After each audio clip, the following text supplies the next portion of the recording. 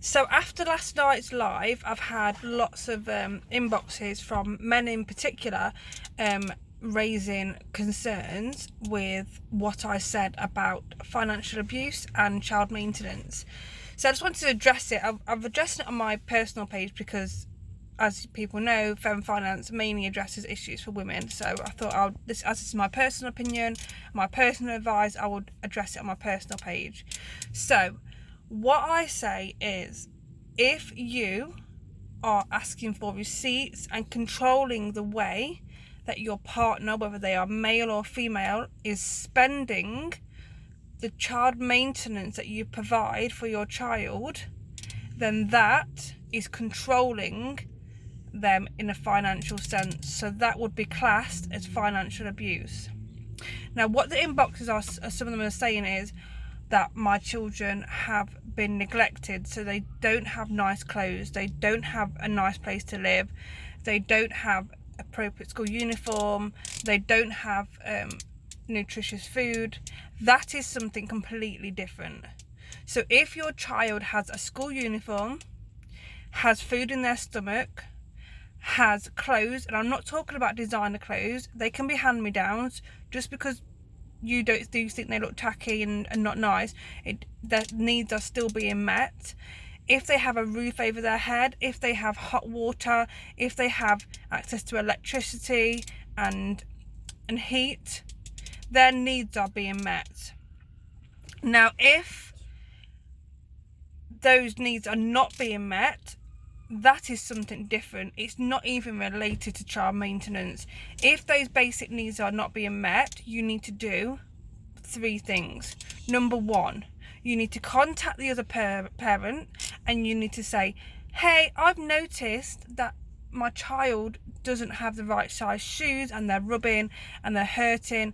I've noticed that they're getting colds more often, and they're saying they've not got access to heating, they're not wearing appropriate school uniform, their basic needs are not being met. Is there anything I can do to help the situation? Is there something I need to be aware of?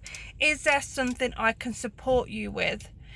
And if they then don't acknowledge it, or they don't work with you to rectify those issues, you can then go to step 2. Step 2 would be to contact your children's school or nursery.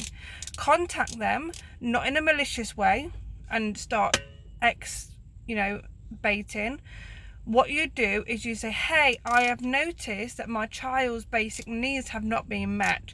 I have tried to approach this with the other parent, whether it's father or mother, and because of our separation, the communications broke down. However, I wanted to know if you would recognise that some of these needs haven't been met, and if there is any support you can offer to rectify them, because obviously you being in the situation is not helping the situation, but the school have access to professionals and resources that can help if the other parent is struggling to meet the basic needs, because you don't know why they're not meeting the basic needs.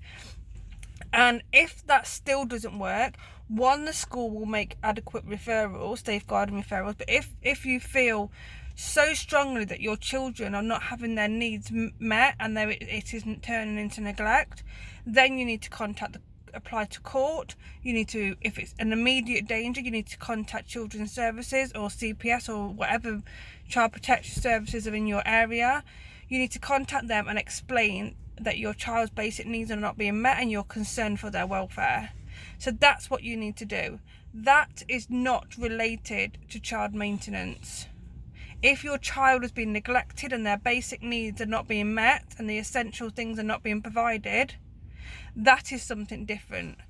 But if your child has a roof over their head, food in their belly, clothes on their back, whether they're not nice clothes or not, and they are being taken to school in a school uniform, whether it's tatty or not doesn't matter, whether they're in appropriate season clothes, so they've got a coat on, they've got hat, scarf and gloves, if it's summer they've got a cap on their head, if they've got season appropriate clothes on and their needs are being met, what happens to your child maintenance is not your business. in the sense that you have no right to control what the other parent spends that money on, because that is you controlling their and that is financial abuse. Hope that clears it up.